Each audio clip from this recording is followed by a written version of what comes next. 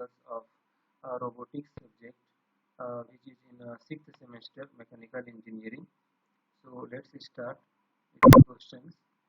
So this is the question paper, previous year question paper of Dr. Baba Saheb Ambedkar Technological University Lonere, summer examination 2023. So this is the question paper of robotics.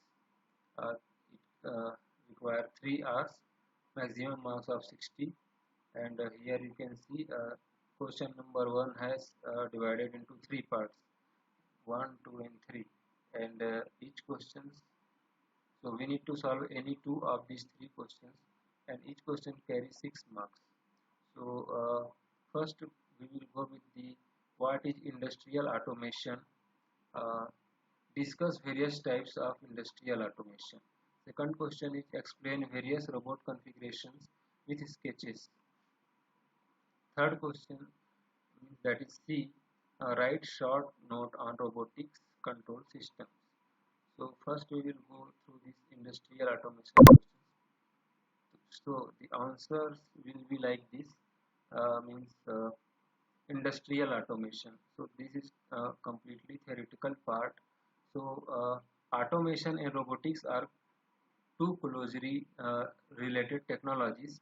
In an industrial context, we can define automation as a technology that is concerned with the use of mechanical, electronic and computer-based systems in the operation and control of production. Examples of this technology include transfer lines, mechanized assembly machines, feedback control systems applied to industrial processes, CNC machine tools, and robots. Accordingly, robotics is a form of industrial automation.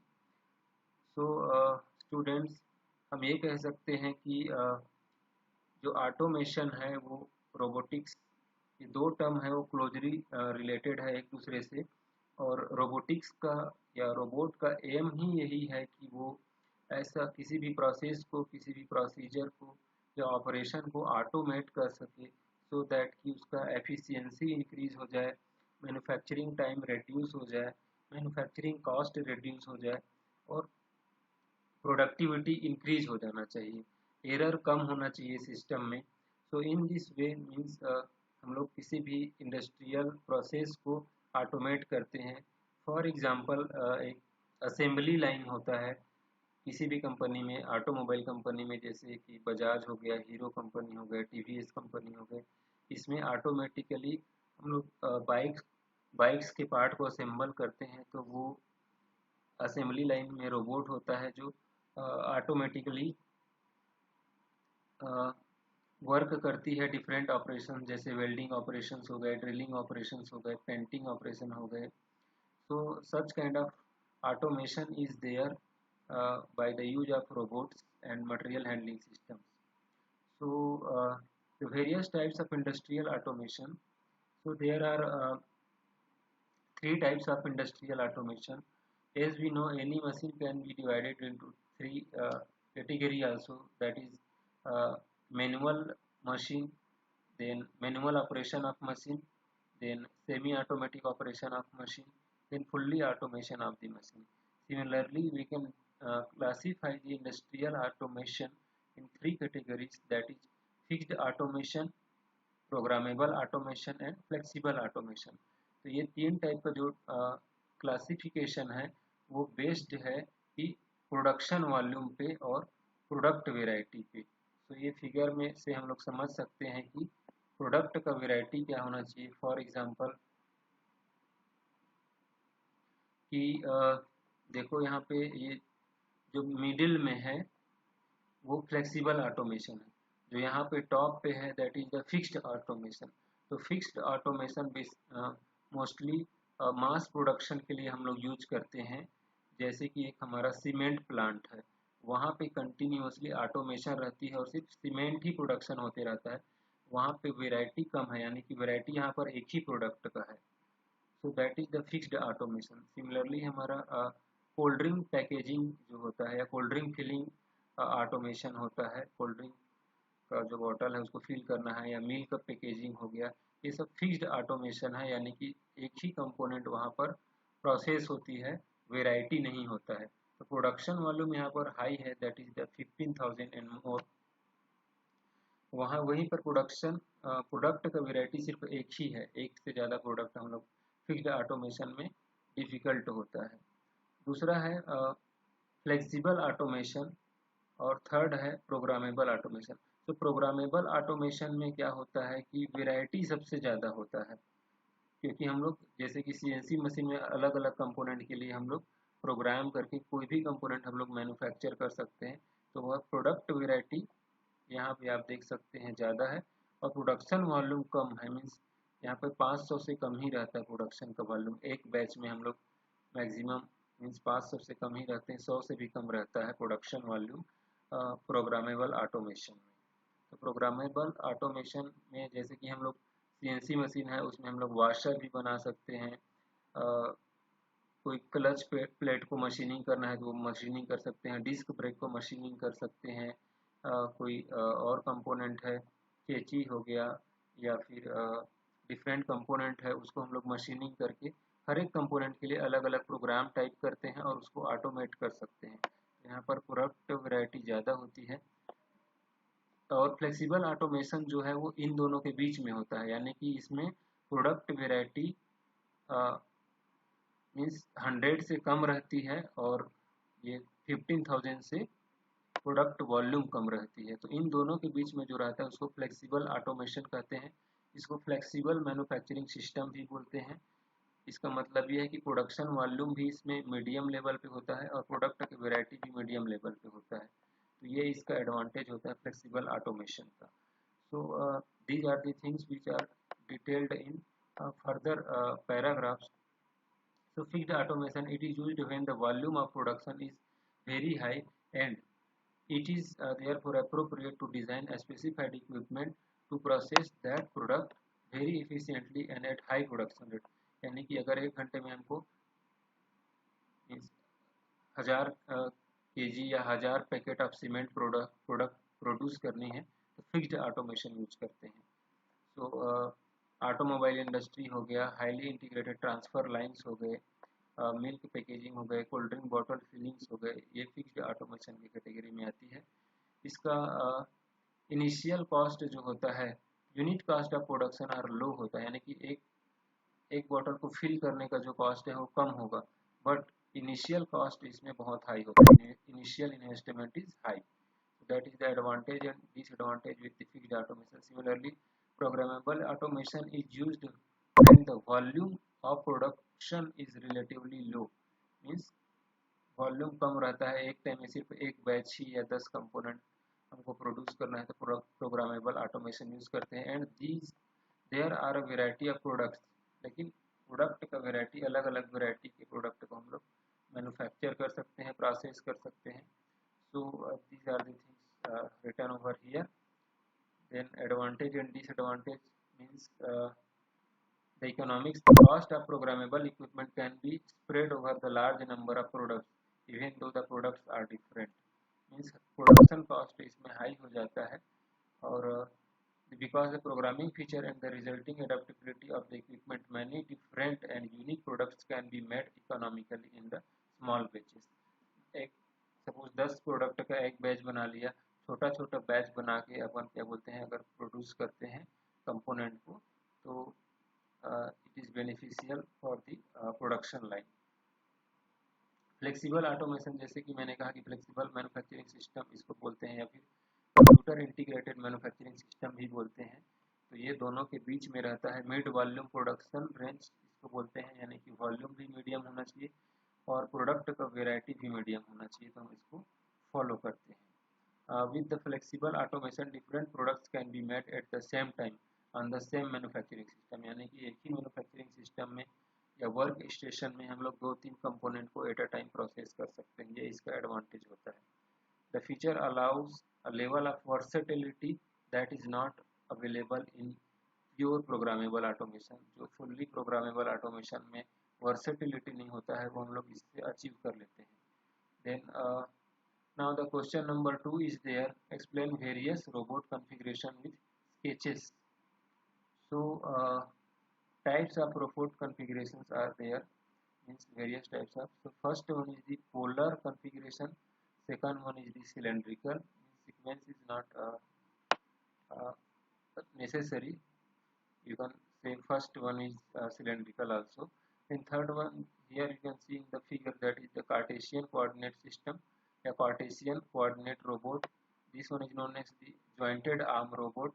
Then this one is known as the SCARA robot configuration. So polar robot configuration, it uses a telescopic arm that can be raised or lowered about a horizontal pivot. This pivot is mounted on a rotating base, and the various joints provide the robot with the capability to move its arm within a spherical space, and hence the name spherical coordinate robot is applied to this type of configuration. तो ये हमारा polar robot है, polar configuration robot है। तो ये base है, okay, ये rotating base है। अब इसके ऊपर एक पिवोट लगा हुआ है, तो ये ऐसा रोटेट भी कर सकता है। ये पिवोट है, इस पर ये जो हमारा पार्ट है वो अप एंड डाउन हो सकता है, रेज एंड लोअर हो सकता है। इसके अलावा यहाँ पर जो ये पार्ट है वो एक्सटेंड हो सकता है और रिट्रैक्ट हो सकता है। तो इसको हम इसीलिए टेलीस्कोपिक कॉन्फ़िगरेशन भी इसको बोलते हैं। और ये एक तरह का स्फेरिकल वर्क स्पेस डेवलप करता है, यानी कि हम ये जब इसके आर्म मूव करेंगे तो स्फेरिकल वर्क स्पेस क्रिएट होगा। सेकंड है cylindrical configuration. It uses a vertical column and a slide that can be moved up or down along the column. The robot arm is attached to slide so that it can be moved radially with respect to the column. By rotating the column, the robot is capable of achieving a workspace that approximates a cylinder. तो यहाँ पर एक cylinder होता है, ये base हो गया, एक सिलेंडर है, ओके। अब इस सिलेंडर के ऊपर ये हमारा ज्वाइंट है, ये ज्वाइंट रोटेट कर सकती है, ओके। तो ये सिलेंडर रोटेट कर सकती है, ये ज्वाइंट रोटेट कर सकती है, और यहाँ पर एक कॉन्फ़िगरेशन बना हुआ है जो एक्सटेंड हो सकती है और रिट्रैक्ट हो सकती है। तो इस तरह से जब ये रोटेट करेगी सिलेंड्रिकल रोबोट इस अपने आर्म को, तो यहाँ पर एक सिलेंड्रिकल सरफेस या वर्क सरफेस क्रिएट होगा, तो इसीलिए इसका नाम सिलेंड्रिकल कॉन्फ़िगरेशन है। Then third one is the Cartesian configuration. तो यहाँ पर कार्टेशियन कॉन्फ़िगरेशन में आप देख सकते हैं, यहाँ पर भी एक कॉलम है, ओके। अब इस कॉलम के रिस्पेक्ट में ये जो पार्ट है, ये ज्वाइंट है, अप एंड डाउन हो सकती है। ये देखिए, ये अप एंड डाउन हो सकती है, ये वाला पार्ट। उसके बाद इस ज्वाइंट के रिस्पेक्ट में ये वाला जो पार्ट है वो एक्सटेंड हो सकती है और रिट्रैक्ट हो सकती है। और यहाँ पर एक ज्वाइंट है जिसमें भी ये वाला जो पार्ट है वो एक्सटेंड हो सकती है, रिट्रैक्ट हो सकती है, यानी कि इसमें कम्प्लीटली ट्रांसलेटरी मोशन होता है, इसमें रोटेशन नहीं होता है कार्टेशियन कोऑर्डिनेट सिस्टम में। इसीलिए XYZ कॉन्फ़िगरेशन रोबोट भी इसको बोला जाता है। यहाँ पर आप देख सकते हैं सिलेंड्रिकल में ये आपका यहाँ पर अप एंड डाउन भी हो सकता है। तो दो यहाँ पर ट्रांसलेटरी मोशन होती है या लिनियर मोशन होती है, और एक रोटरी मोशन होती है। यहाँ पर दो रोटरी मोशन होती है और एक लिनियर मोशन होती है। यहाँ कार्टेशियन कोऑर्डिनेट में कोई भी लिनियर मोशन नहीं होती है। देन जॉइंटेड आर्म कॉन्फ़िगरेशन है, इसमें यहाँ पर एक बेस है, ये बेस रोटेट हो सकती है, ओके, इसके रिस्पेक्ट में। तो यहाँ पर रोटरी मोशन है एक, यहाँ पर ये वाला जो लिंक है इस ज्वाइंट के रिस्पेक्ट में अप एंड डाउन हो सकती है, तो यहाँ पर भी एक रोटरी मोशन हो रहा है। और इस ज्वाइंट के रिस्पेक्ट में ये ज्वाइंट, ये जो लिंक है वो अप एंड डाउन हो सकती है, तो इसीलिए या यहाँ पे तो तीनों का तीनों क्या होता है, यहाँ पर ज्वाइंटेड आर्म में रोटरी मोशन ही होती है, इसमें लिनियर मोशन या फिर ट्रांसलेटरी मोशन नहीं होती है। तो these are the differences. Then SCARA configuration is there. SCARA configuration में आप देख सकते हैं कि यहाँ पर ये एक कॉलम है, यहाँ पर का जो ज्वाइंट है वो रोटरी मोशन कर सकती है, और यहाँ पर ये जो ज्वाइंट है वो भी रोटरी मोशन करेगी, यहाँ पे ऐसा, ठीक है। और यहाँ पर एक ज्वाइंट है जो इसके रिस्पेक्ट में रोटरी मोशन करेगी। तो यहाँ पर भी इसका कॉन्फ़िगरेशन थोड़ा इससे डिफरेंट है, और इसका इंड इफेक्टर है वो रोटरी मोशन करती है। तो इस तरह से हम लोग कह सकते हैं इस कारा कॉन्फ़िगरेशन में भी जितने भी ज्वाइंट है वहाँ पर रोटरी मोशन ही होती है, there is no linear motion. So all about the various type of configuration is there. So these are written advantage and disadvantage applications of this type of robot configuration. So that's all you can write in the similar what I have explained. You can write in the theoretical part, and you can also draw these diagrams. Okay. So coming to the third question, write short note on robotics and control. So we know the controllers. What is the uses of the controller? So the controllers are used for the robots, or can be explained like this. So there are different types of controllers are there. First one is the discontinuous control or discontinuous controller, under which there is the one type on-off controller. Second one is the continuous controller. So continuous controller can be divided into three parts: proportional controller, integral controller, and derivative controller. So these are completely theoretical part. So an on-off device which switches on some correcting device when there is an error and switches it off when the error ceases. So this is the function of the on-off controller. The controller output has just two possible values equivalent to an on and off, and termed a two step controller. मतलब on off controller में जब इसको हम लोग to step controller भी बोलते हैं, जैसे कि by metallic thermostat testing device होता है, उसमें हम लोग यूज कर सकते हैं इसको. There are time lags in this system. So this is a discontinuous type of control action. On-off control is not too bad at maintaining a constant value of the variable when the capacitance of the system is very large. The term dead band and neutral zone is used for the values between the on and off values.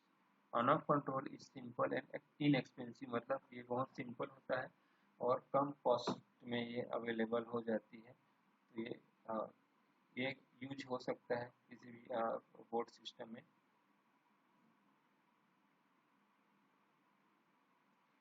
Proportional controller. So proportional controller with the on-off, it enhances the disadvantage associated with the on-off controller.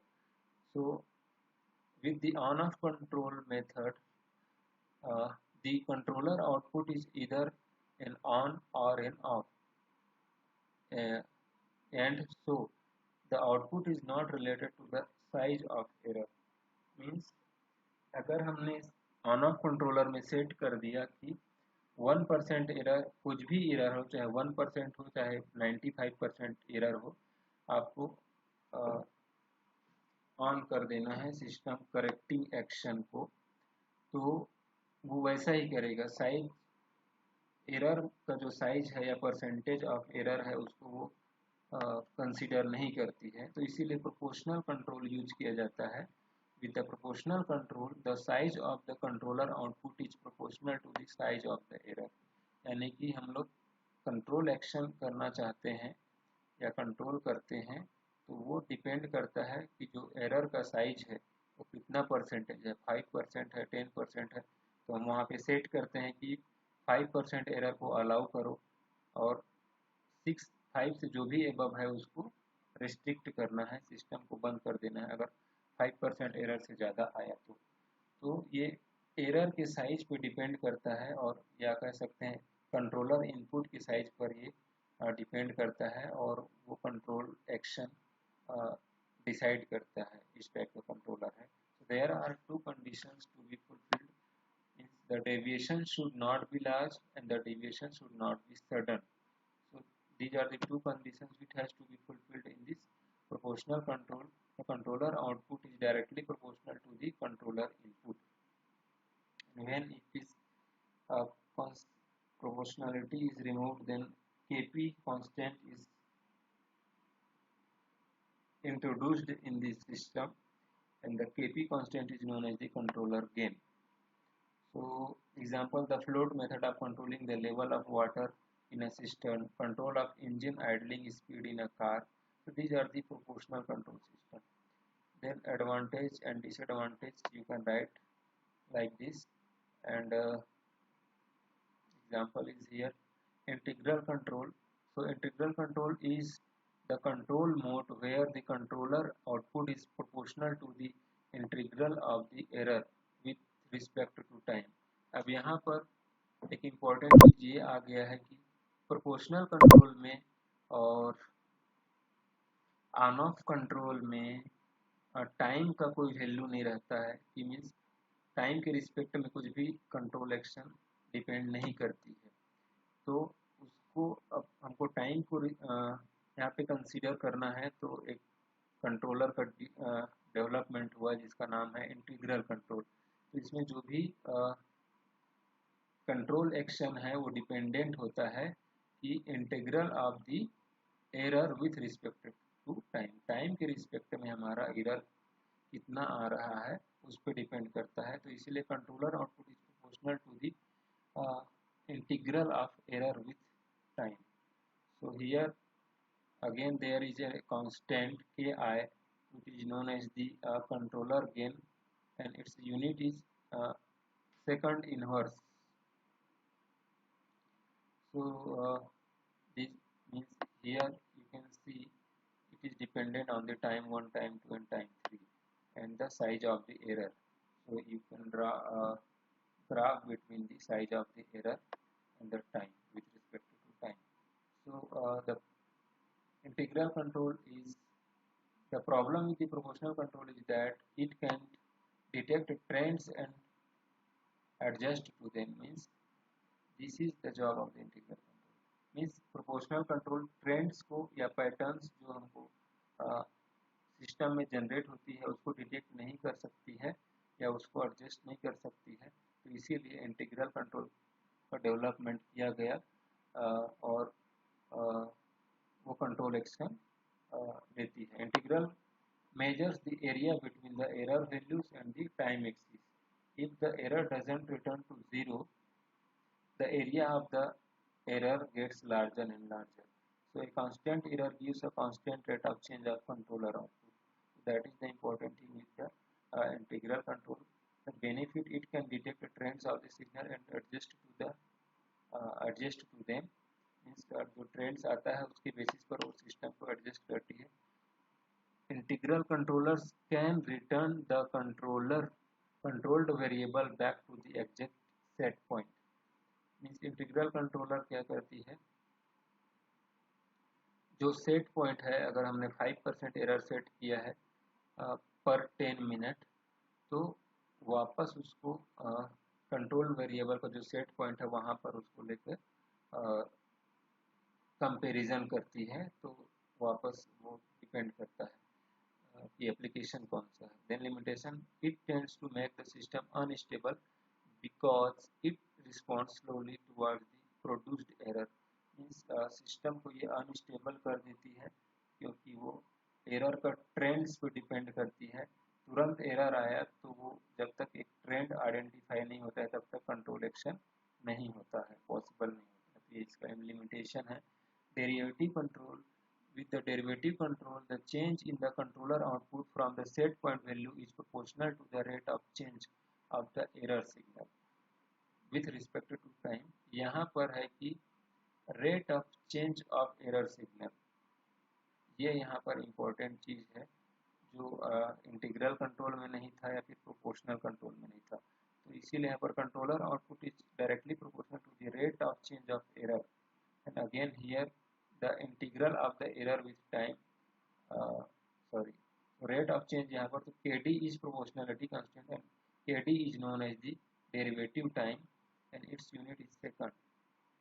Derivative control should be used in combinations with the other modes of controllers. The derivative controller is also known as the rate controller because the rate of change of error with the time is constant.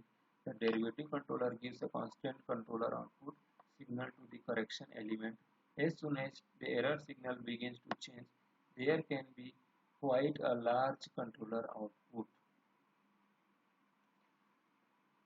Then the benefit is that it improves the transient response of the system, gives a constant controller output signal to the correction element, and the limitation, some instant it is not used alone, and it is proportional to the rate of change of the error signal and not its values.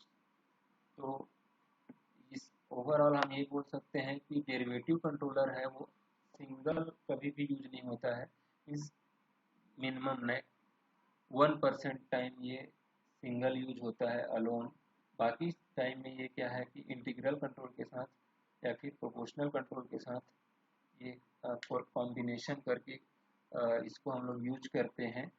तो इसका disadvantage यही है कि अकेले use नहीं होता है। दूसरा डिसएडवांटेज ये है कि rate of change of error with respect to time means error का रेट ऑफ चेंज पे डिपेंड करता है, एरर का परसेंटेज पे चेंज नहीं डिपेंड नहीं करता है, या कंट्रोल एक्शन प्रोवाइड नहीं होती है, अचीव नहीं होती है। तो ये इसका डिसएडवांटेज है। लेकिन इसका एडवांटेज यही है कि एक पैटर्न फॉलो करती है और टाइम के रिस्पेक्ट में ये कंट्रोल एक्शन प्रोवाइड करती है। So there are some other types, अभी इतना अपन ब्रीफ में नहीं लिख सकते हैं 6 मार्क्स के लिए, आप बस ब्रीफ में लिख सकते हैं कि pi controller that is the proportional and integral controller, दोनों को मिक्स करेंगे तो हमारा पीआई कंट्रोलर हो जाएगा। पीआईडी कंट्रोलर यानी कि प्रोपोर्शनल इंटीग्रल एंड डेरिवेटिव तीनों को मिक्स कंबाइन कर देंगे तो हमको पीआईडी कंट्रोलर मिल जाएगा। These are the things you can write in brief and how it works, what are the benefits, what are the limitations, you can write and you will get